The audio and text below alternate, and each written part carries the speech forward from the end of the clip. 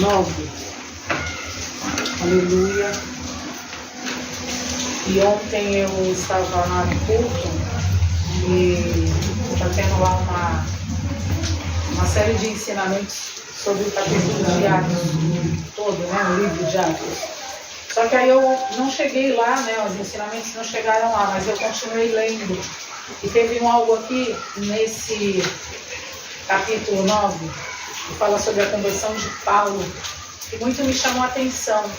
E lá o Espírito Santo foi falando comigo algumas coisas muito sérias, muito pertinentes, que nós fazemos todos os dias e não nos damos conta. Então vamos ler aqui primeiro Atos 9. Saulo, respirando ainda ameaças e morte contra os discípulos do Senhor, dirigiu-se ao sumo sacerdote. Ele pediu cartas para as sinagogas de Damasco, a fim de que, caso achasse alguns que eram do caminho, tanto homens como mulheres, os levasse presos para Jerusalém. Enquanto seguia pelo caminho, ao aproximar-se de Damasco, subitamente uma luz do céu brilhou ao seu redor. Ele caiu por terra e ouviu uma voz que lhe dizia: Saulo, Saulo, por que você me persegue? E ele perguntou: Senhor, quem é você? E a resposta foi: eu sou Jesus, a quem você persegue. Mas levanta-se e entra na cidade, onde lhe dirão o que você deve fazer. Os homens que viajavam com Saulo pararam emudecidos, ouvindo a voz, mas não vendo ninguém. Então Saulo se levantou do chão e, abrindo os olhos, nada podia ver. E, guiando-o pela mão, levaram-no para Damasco. Esteve 3 dias sem ver, durante os quais nada comeu nem bebeu. Havia em Damasco um discípulo chamado Ananias. O Senhor lhe apareceu numa visão e disse: Ananias. Ao que ele respondeu: Eis-me aqui, Senhor. Então o Senhor lhe disse: Levanta-se e vá à rua que se chama Direita e à casa de Judas. Procure um homem de Tarso chamado Paulo. Ele está orando e numa visão viu entrar um homem chamado Ananias e impor-lhe as mãos para que recuperasse a vista. Ananias, porém, respondeu: Senhor, de muitos tenho ouvido a respeito deste homem, quanto mal tem feito aos teus santos em Jerusalém. E aqui em Damasco ele tem autorização dos principais sacerdotes para prender todos os que invocam o teu nome. Mas o Senhor disse a Ananias: Vá, porque este é para mim um instrumento escolhido, para levantar o meu nome diante dos gentios e reis, bem como diante dos filhos de Israel. Pois eu mesmo vou mostrar a ele quanto deve sofrer pelo meu nome. Então Ananias foi, e entrando na casa, impôs as mãos sobre Saulo, dizendo: Saulo, irmão, o Senhor Jesus, que apareceu a você no caminho para cá, me enviou para que você volte a ver e fique cheio do Espírito Santo. Imediatamente, os olhos de Saulo, umas coisas parecidas como escamas, e ele voltou a ver. A seguir levantou-se e foi batizado, e depois de comer sentiu-se fortalecido. Por enquanto é só até aqui. E lendo essa passagem da conversão de Paulo, algo que me saltou aos olhos foi uma parte muito, para mim, eu senti o peso. Pois eu mesmo vou mostrar a ele o quanto deve sofrer pelo meu nome. Saulo, ele perseguia os gentios, perseguia todos os judeus. Eu vou ler aqui algumas anotações, porque o porquê isso chamou a minha atenção. Porque quando nós vamos buscar por Jesus, nós queremos bênçãos, nós queremos milagres, nós queremos. E Jesus não disse para nós: vem que eu vou fazer milagres. Não, Ele quer nos salvar. Ele pode fazer todas essas coisas, mas tudo isso é consequência do nosso evangelho, do que nós vamos fazer com a palavra que nós vamos ler, aprender, nos modificar e ainda assim resplandecer no próximo. E Paulo, ele sofreu, e não foi pouco, quando ele passou por essa conversão. Porque primeiro foi a rejeição, porque ninguém queria acreditar que ele, aquele homem mau, cruel, aquele assassino, porque ele matava, ele torturava, ele fazia tudo. Como que de repente ele para de ser perseguidor para ser perseguido. Como que ele falava mal, não cria, e de repente ele estava falando bem de Jesus. Então dali já começou todo o sofrimento dele. E aí, ali no culto ontem, eu escutei audivelmente: Jesus não é obrigado a te fazer milagres, nem a você e nem a ninguém. E eu fiquei, como assim? Eu ouvi exatamente isso. Ele quer te salvar, ele quer te curar, e curar aqui interiormente o nosso coração, a nossa mente, tirar tudo aquilo que realmente não agrada a Deus. E a partir daí, todo o resto é consequência. Imagine nós que temos filhos ou que temos crianças em casa o dia inteiro. Eu quero isso, eu quero aquilo. E cada hora a gente vai dando. Chega uma hora que você não tem dinheiro para tudo aquilo. O Senhor não precisa de dinheiro, mas imagina o dia inteiro, cada dia, 1 ou 2 pedidos diferentes de cada um de nós. Como se Deus tivesse obrigação de nos atender. E se Ele não faz, nós não queremos Ele. Nós vamos buscar, como disse esse louvor, em outros lugares, que imediatamente alguém vai ter uma resposta para nos dar. Vai nos dar uma direção. Esse não é o Jesus que nós estamos aqui falando. Nós estamos falando de um Jesus que poderia ter dito: não farei, não salvarei vocês, porque vocês não merecem. E todas as acusações, ele não disse nada, porque o plano era perfeito e muito maior, que era para nos salvar, para nos comprar da mão de Satanás. Mas nós queremos sempre ter direito à última palavra, nós queremos sempre estar questionando tudo aquilo que o Senhor quer nos ensinar, tudo aquilo que Ele tem para fazer conosco. E muitas das vezes, numa conversa, essa semana, eu acho, com a Tatiane e com a Janete, eu falei o seguinte na conversa: parece afronta quando você fala de Jesus para pessoas de outras religiões, como se fosse ofender. Eles têm resistência. Mas nem por isso nós temos que deixar de falar, nós temos que deixar de mostrar, porque Jesus não é aquele Jesus que veio aqui para dizer para você: vem que vai ser fácil. Não, ele já diz: tem de bom ânimo, porque teremos aflições. Precisamos ter bom ânimo, precisamos perseverar. E aqui eu quero ler mais outra coisa. Ai, estou tremendo, gente.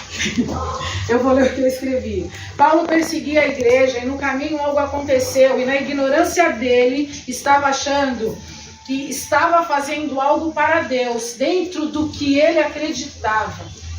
Porque para ele esse Jesus não era o Filho de Deus, não era aquele homem pobre, não era este homem que não tinha nem onde dormir, não era esse Jesus, não era esse Jesus que ia morrer na cruz, que ia passar por tudo aquilo, não era ele, não era esse Messias que ele estava esperando. Então ele queria destruir tudo aquilo que se dizia.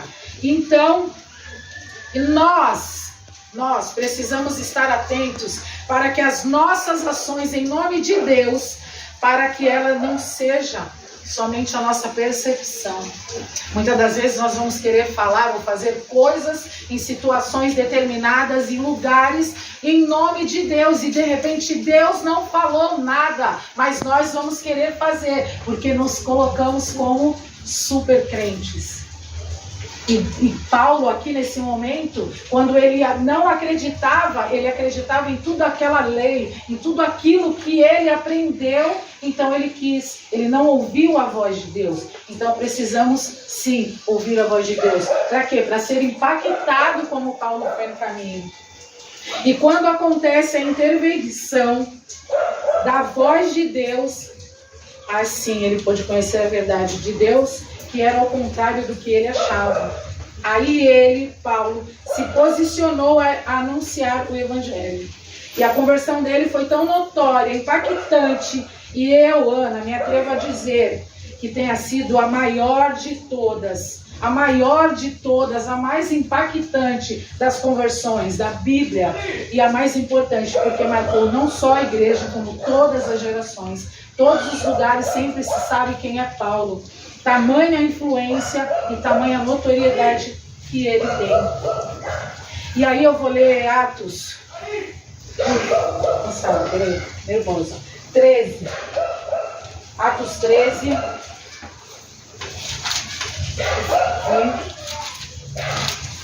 Não, Atos 11, a partir do versículo 16.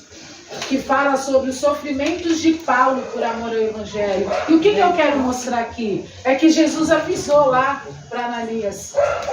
Eu vou mostrar para ele como é sofrer por amor a ele, a Jesus. Esse Jesus que ele perseguiu, esse Jesus que ele fez tantos cristãos padecerem, sofrerem. Ele torturou tantas pessoas. E por escolha, ele resolveu sofrer. Porque ele realmente encontrou com Jesus no caminho. Outra vez digo, ninguém pense que está louco. Mas se vocês pensam que sim, recebam-me como um louco, para que também eu me glorie por um instante. O que falo nessa confiança de gloriar-me, não o falo segundo o Senhor, mas como por loucura. 11, a partir do 16. Então, nós estamos falando outra coisa. 2 Coríntios, o que eu falei? Aqui, ó, 2 Coríntios 11. Olha que louca, 16. Estou aqui igual louco aqui que tá falando. 2 Coríntios 11, 16. Agora eu vou esperar. Não sei, dá um pouquinho de janeiro para mim. Que número? 11, 2 Coríntios 11, 16. Aleluias. Vou começar de novo então, hein? Outra vez.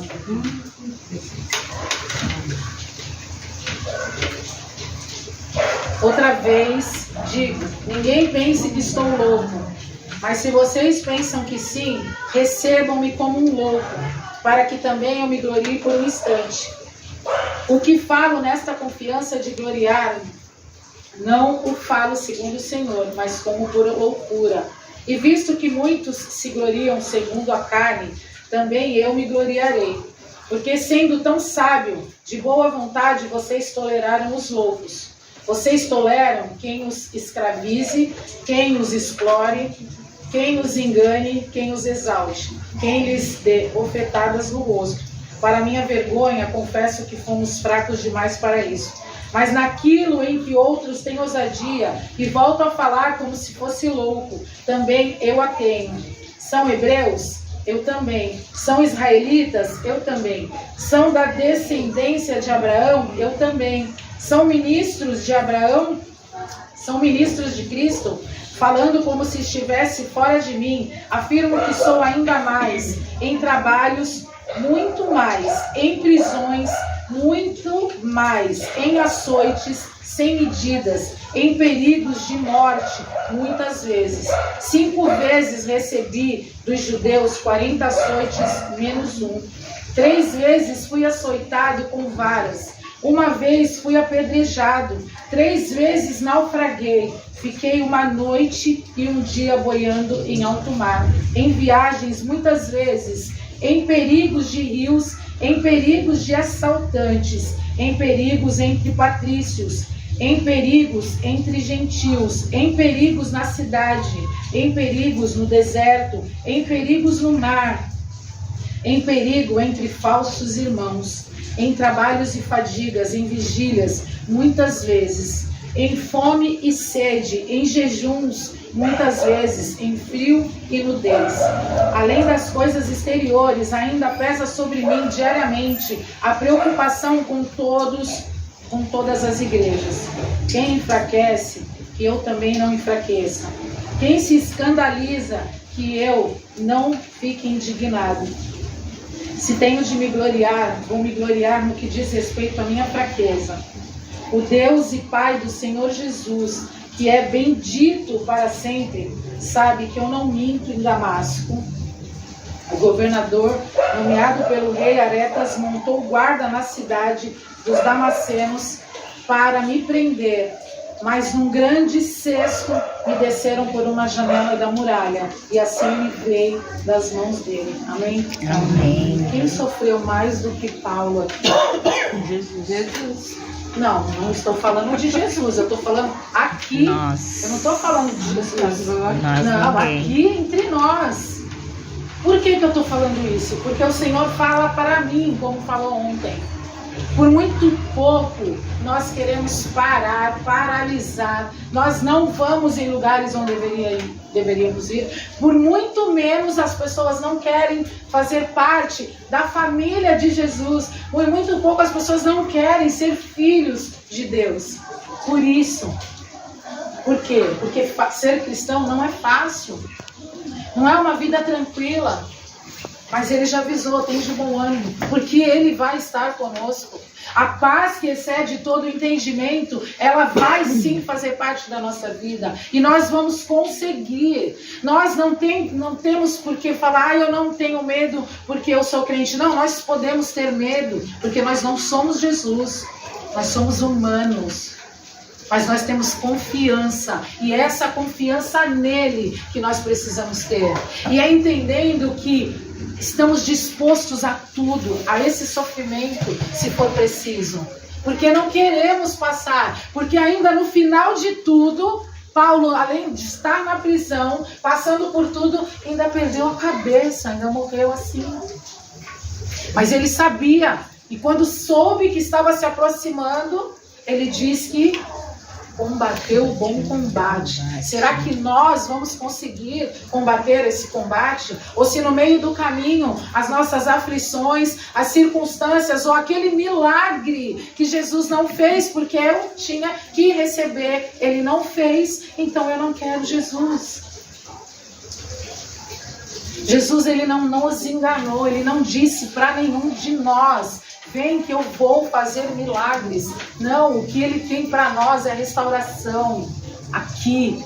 É entender quem somos e como devemos agir, é tirar todos os nossos excessos. E tudo aquilo que ele vem a fazer para nós é a consequência do Evangelho que nós vamos adquirir aqui dentro de nós, aqui na nossa mente. É preciso querer. É preciso querer.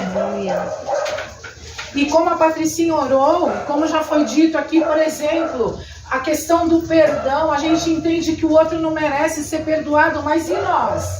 Como que vamos orar? Perdoa, Senhor, os meus pecados, se a gente não perdoa o irmão, a oração não vai chegar. É difícil perdoar? Mas ele nos perdoou. E mesmo assim a gente não merecia. E todos os dias, se estivermos arrependidos verdadeiramente, o nosso perdão é instantâneo. A gente não precisa fazer nenhuma cerimônia para ser perdoado. A única coisa, precisa ter verdade do nosso coração.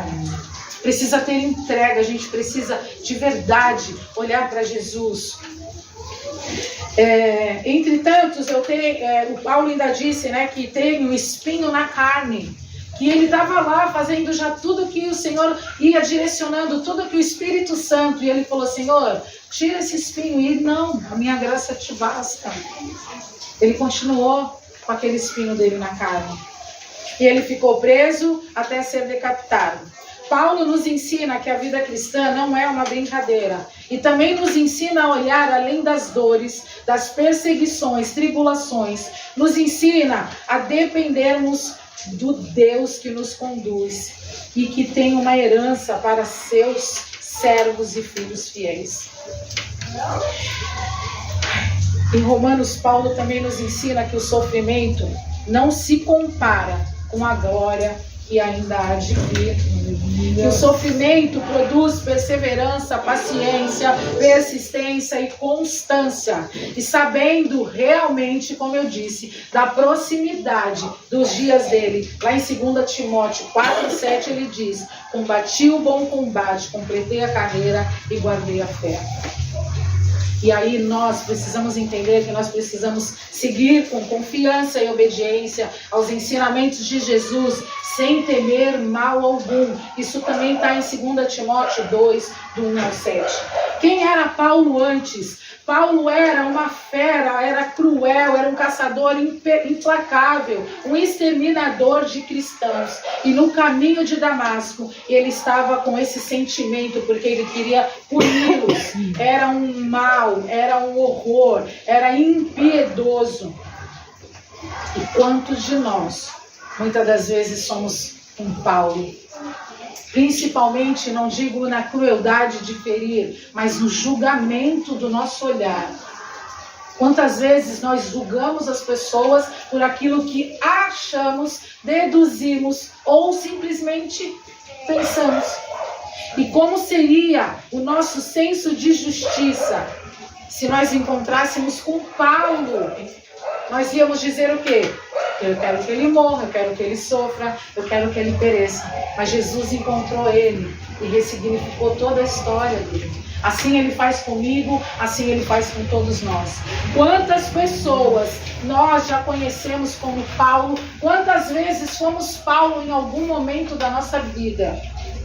E quantas vezes nós vimos pessoas das nossas famílias que são Paulos ou que nem são Paulos, mas que não conhecem Jesus, e paramos para orar por eles.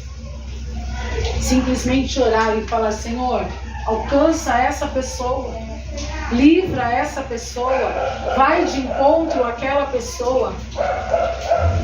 Qual é a parte que nós estamos fazendo, a não ser as nossas meninices, que muitas das vezes deixamos de cumprir algo porque eu não consigo, porque eu fui ferida, porque alguém me paralisou, porque alguém me olhou, porque isso, porque aquilo. Precisamos fazer a nossa parte.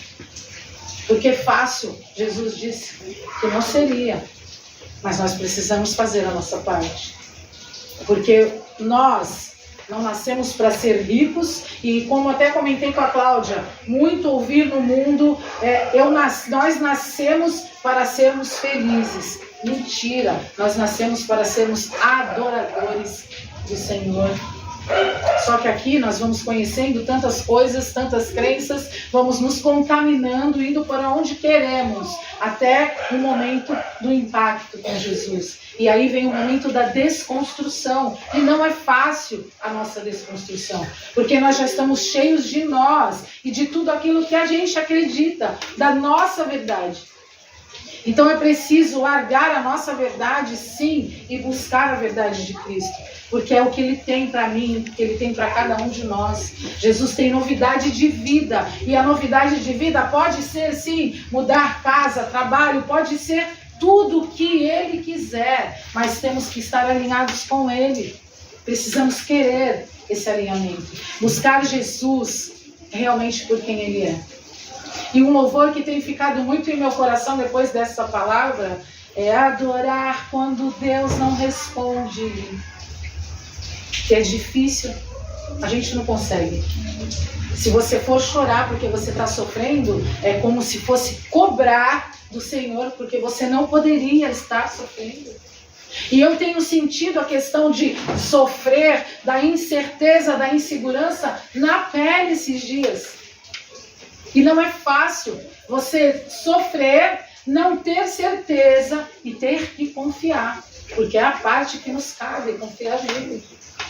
Assim como Paulo, e o que estava vivendo para ele não era nada com aquilo que viria quando ele estivesse com o Senhor. Todo mundo quer ver Jesus, mas ninguém quer encontrar ele real, né? A gente quer esperar onde é que ele veio. Falamos sobre isso hoje, né? Ninguém quer. Jesus pode chegar para mim agora, se me dá um ciricutico aqui, eu espero que eu encontre Jesus. Mas de repente a gente fica só romantizando o dia que Jesus vai voltar. Será que nós vamos estar aqui para esse momento? Mas a gente tem que fazer como se todos os dias Jesus fosse voltar para nós. Porque se Jesus voltar para nós hoje, estamos prontos?